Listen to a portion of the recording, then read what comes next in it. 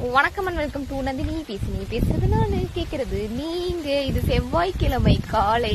Actually வந்துட்டு அடிக்கிற காத்து சவுண்டிங்க நான் கத்தணும் போல, அந்த அளவுக்கு காத்து அடிக்குது. காத்து மட்டும் அடிக்குது, 10 வரைக்கும் வெயில் அடிக்குது. இந்த வெயில நடந்து வரனால என்ன அப்படின்னா, சன்லைட் இஸ் உடம்புக்கு நல்லதுதான், பட் இருந்தாலும் வெயில் கண்ணெரிச்சிட தருதுப்பா.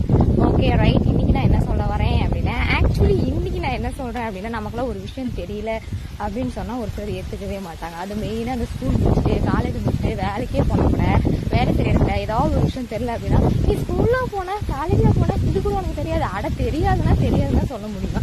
இதுக்குன்னு ஸ்கூல் முடிச்சாச்சு காலேஜ் முடிச்சாச்சு எல்லாமே தெரியும் அப்படின்னு சொல்ல முடியுமா?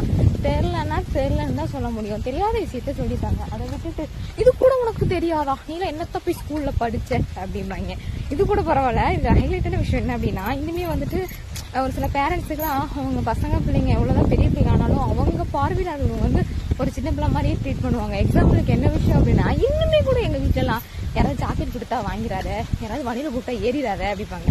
சாக்லேட்டு கழுத்து தான் நம்ம வண்டியில போற மாதிரியே மூஞ்சி பார்த்தா உனக்கு தெரியுமா அப்படின்னு கேட்பேன். இதுல நான்